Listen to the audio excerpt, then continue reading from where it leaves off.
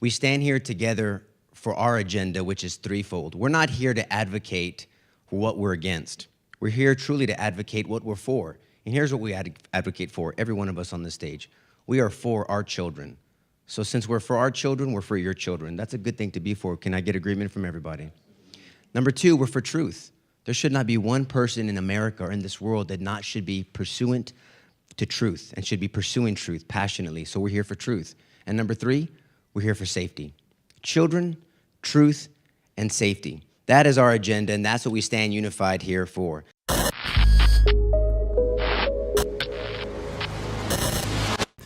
Rob Dew with Infowars.com, and we're on location at the National Press Club in D.C., and my guest here is Nico LaHood. He is the District Attorney for Bexar County, which is in San Antonio, and I first became aware of Mr. LaHood through a video that was put out through Vaxxed, talking about the story of his two children. So, Mr. LaHood, if you could just maybe go over that real quick, Sure. And then we can get on to why you were here today. No problem. Well, we're blessed with 4 children. Our first 2 children, of course, we didn't know any better, and like all parents, I think, you just follow whatever advice is given to you by the medical community, and we did. I'm not blaming doctors, by the way, but we vaccinated our children per the schedule. And our first child, when she was 6 months old, broke out in these hives. We were told it was an autoimmune disease. We were told something as ridiculous as she was allergic to my wife's breast milk, which is insane. Anything but vaccines. So we didn't know, so we kept vaccinating her. She had these hives and she had these skin issues, which she still has today, by the way. Our second child is born. He's vaccinated immediately, first day and then through the schedule, and he's developing normally. Eye contact, responding to his name, following attention, developing, hitting all milestones. And around the 16-month shots, and as you know, 14 to 18 months the MMR is given, we lost him. And so something happened to our son between his development before 16 months and after. There's an intervening cause, as we say in the law. What was it? We didn't drop him, and we weren't in a car accident. Something happened, and when we looked back, and no one blamed vaccines again, we said it was the vaccines. There's no doubt about it. It was immediate, and it was very drastic. We lost eye contact. He started stemming. He would not respond to his name, and we couldn't keep his attention. And so we knew then. So we started questioning. We stopped vaccinating our first 2 children, and then we just did not. We chose not to vaccinate our last 2 children, and they're drastically different children with sicknesses and ear infections or lack thereof in the last 2. So we've become this unintended experiment that my wife and I didn't sign up for, but we're here. So now what do we do with that information? What do we do with that experience? Do we just whine and complain, or do we try to use even a bad, challenging situation to bless other families? Now, my son is not a challenge to me. I mean, he's perfect. God doesn't make mistakes. He continues to teach me lessons in his 6 years, more than I'll learn in my 44 years. But it's still not the way it was designed for him to be, and there's no doubt about it. We don't have autism in our family and her family. No one's ever faced this challenge before in either one of our families that anyone's known of. So what happened? You have to ask questions. So I'm here because I'm trained as a lawyer to ask questions. I am trained to follow evidence wherever it leads me, to separate my biases, to separate my perspectives and my own self-interest, and look at objective analysis of evidence. And that's what we're doing. That's what I've done, even as a daddy, but of course as a trained lawyer, that's what I've done as well. And so all we're asking, and I think Bobby Kennedy and Mr. De Niro and everybody else involved, Dell, are asking the press and asking everyone else, the public, to look at science. We live in this world is very much a soundbite world and rhetoric and name calling. And if I ran the justice system the way that this system is run in this issue of vaccines and safety or not safety of vaccines, I'd be laughed out of court if I just walked in and started calling you names and brought no evidence to back it up. Just because someone says it's true doesn't mean it's true. We have to challenge and we have to ask questions. And that's all we're really advocating today, is to ask questions. So when you started asking questions, what sort of, I guess, pushback did you get maybe from the local media or national media? To describe that, because that's what a lot of parents go through, Sure. Just mainly with their doctors. Are you ridiculous? Are you foolish? This is settled science.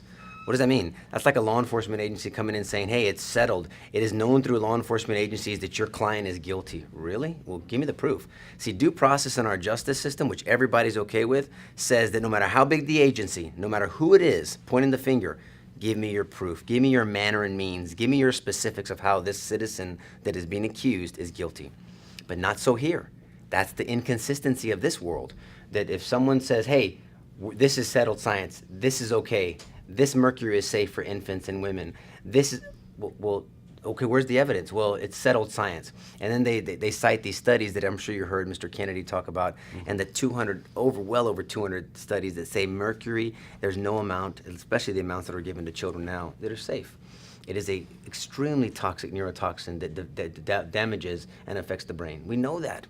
And we have hundreds of thousands of other families that have gone through. If I was one of 1,000, I'd be like, man, Nico, you're one of 1,000. You're kind of an anomaly. I'm one of hundreds of thousands.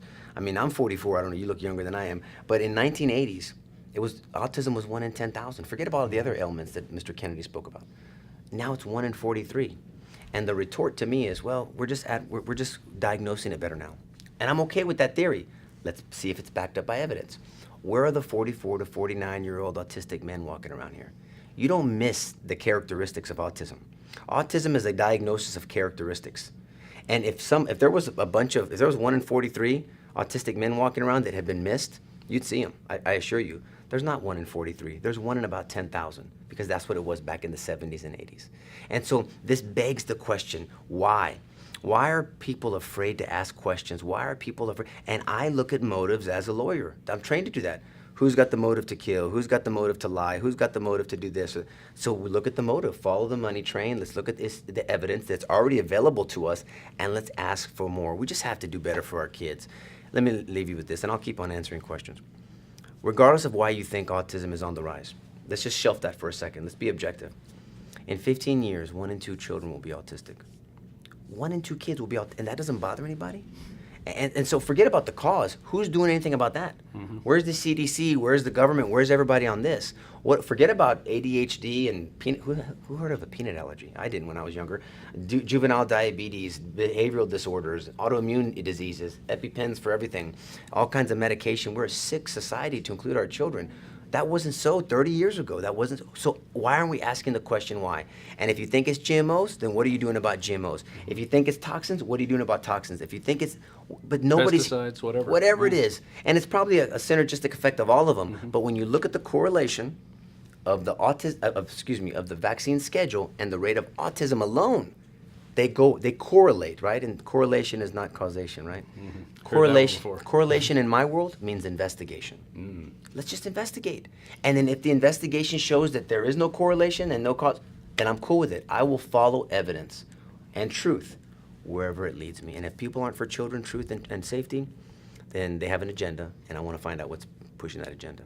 Yeah, I like how you brought in those 4 words in your speech earlier, and we'll cut that into to this report. I'm 42. I have 4 kids as well. My last 2, no vaccinations, because I felt that it wasn't worth the risk with what they claim these vaccines were. And one thing I do with any vaccine, when a doctor says, "Oh, we need to give this to them," I say, "I need to see the insert." Absolutely. And I unfold it and I go through it with a fine-tooth comb. Where are you going to go from here? Like, what are your plans to keep talking about this issue? I have no plans. I will go wherever I'm asked to go. I didn't ask to be here. I was asked to be here. I didn't ask to speak on vax. They asked me to speak on vax. So people criticize me and saying, "Oh, you're using your office." Look, I don't divorce myself from being the district attorney. I'm not using the office to speak on this issue, even though it's not unethical and there's nothing inappropriate or illegal about it. I am a daddy and a husband first. I happen to be the DA in San Antonio, Bexar County. But I can't divorce myself from that. But I do use the same analytical mind as a lawyer, just in general, when I was a defense attorney or as a prosecutor, to evaluate evidence. And that's what I'm doing here. I'm asking people, let's evaluate evidence objectively and follow it where it leads us. Literally, let's look at this as prosecutors or as defense attorneys, depending on your perspective, but let's look at it as lawyers and follow the evidence where it leads. And then we will know that we're doing the best for our children, because we got to do better.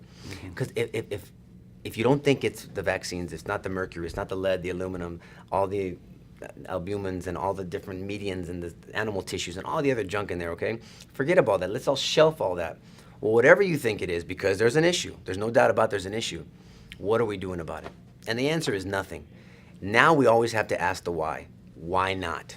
Why do you have this position? Why aren't you doing something? Why are you doing this? Why are you name calling? I mean, if I went into court and called you names instead of brought you evidence that you're guilty, I'd be laughed out of court by a jury or by a judge. But yet in this world, just because you disagree and you're questioning, you're pushing, we're trained, we should ask government, we should question things. You're called a bunch of names? That's your retort? You're stupid, you're this, you're a joke, You're going to go against science. It's settled science. What science? It's settled science. Don't doubt that. I mean, this is the retort to that. That's not a professional legal retort. That would be laughed out by a jury. That's why I tell people objectively, I could try this case to a jury on direct and circumstantial evidence, and I believe I would win. I have no doubt I would win.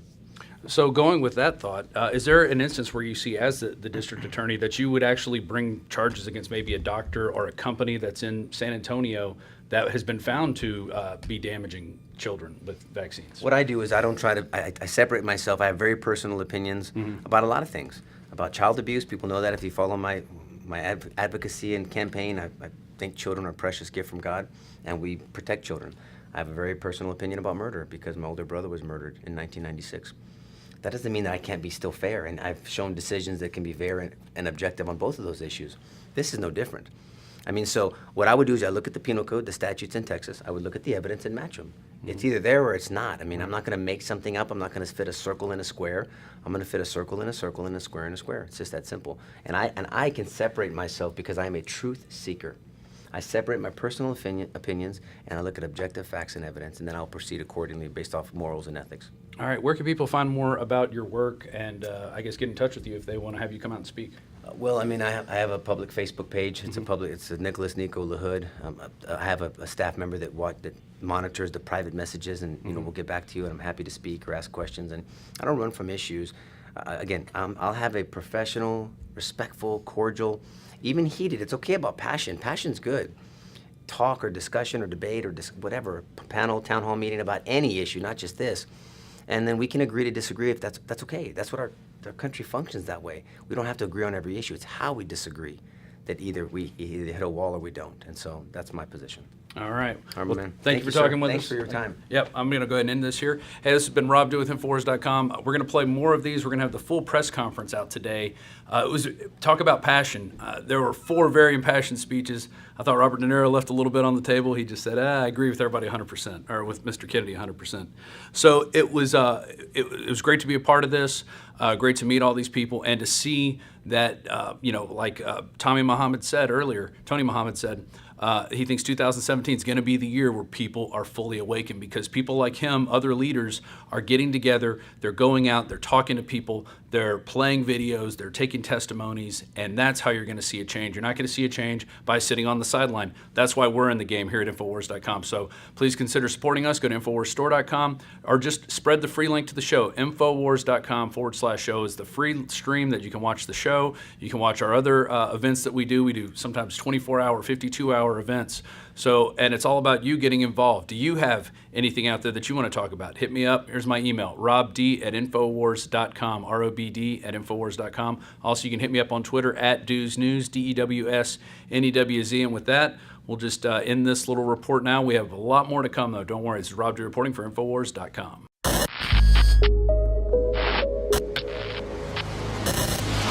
Infowars Life and InfowarsLife.com is extremely excited to announce our latest release, Winter Sun, a revolutionary type of vitamin D3. Winter Sun is a premium quality vitamin D3 nutritional supplement. It is produced by extracting oil from healthy, nutrient-dense plants known as lichens. Every batch is analyzed for purity and D3 content. It's completely free of toxins and allergens. Simply put, if you want the best at an extremely low price, this is it. Winter Sun is the result of our pursuit of the best source of vitamin D3. The research and development took over 2 years, but the result, as verified by independent laboratories, is the best vegan vitamin D3 product in the world. Read the facts at InfoWarsLife.com about Winter Sun Vitamin D3. Not only does vitamin D3 promote a healthy mood, but vitamin D supports our memory and brain function, something the globalists are targeting. Visit InfoWars.com today or call 888-253-3139.